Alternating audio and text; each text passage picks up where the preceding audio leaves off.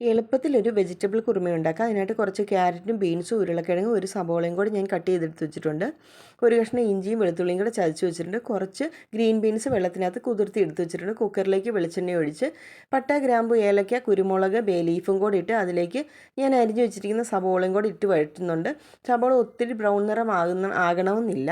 അപ്പോൾ നമ്മൾ എടുത്ത് വെച്ചിരിക്കുന്ന ഇഞ്ചിയും വെളുത്തുള്ളിയും കൂടെ ചേർത്ത് അരിഞ്ഞ് വെച്ചിരിക്കുന്ന പച്ചക്കറിയും കൂടി ഇതിനകത്തോട്ട് ചേർത്ത് കൊടുക്കാം. ഞാൻ 2 പച്ചമുളകും കൂടെ ചേർത്ത് കൊടുത്തിട്ടുണ്ട് എരിവിനായിട്ട്. അപ്പം പച്ചക്കറികളും എല്ലാം കൂടെ ഒന്ന് വഴറ്റിയിട്ട് നമ്മൾ എടുത്ത് വെച്ചിരിക്കുന്ന ഗ്രീൻ ബീൻസും കൂടെ ഇതിലേക്ക് ആഡ് ചെയ്ത് എണ്ണയ്ക്കകത്തൊന്ന് വഴറ്റിയെടുക്കുക. ഒത്തിരി വഴന്ന് വരണമെന്നില്ല. അതിലേക്ക് നമ്മൾ ആവശ്യത്തിന് ഉപ്പും മഞ്ഞൾപ്പൊടിയും കൂടെ ചേർത്ത് ഒരു 3 കപ്പ് വെള്ളവും കൂടെ ചേർത്ത് 3 വിസിൽ വരുമ്പോഴത്തേക്കും നമുക്ക് സ്റ്റൗ ഓഫ് ചെയ്യാവുന്നതാണ്. അരപ്പിനായിട്ട് തേങ്ങയിലേക്ക് മഞ്ഞൾപ്പൊടിയും ഗരം മസാലയും കുറച്ച് വെള്ളവും കൂടെ ചേർത്ത് ഇതുപോലെ നന്നായിട്ട് അരച്ചെടുക്കുക. അരച്ചെടുത്ത അരപ്പും വെള്ളവും കൂടെ കറിയിലേക്ക് ചേർത്ത് തിള വരുന്നതിന് മുന്നേ ഗരം മസാലയും ചേർത്ത് വാങ്ങാവുന്നതാണ്.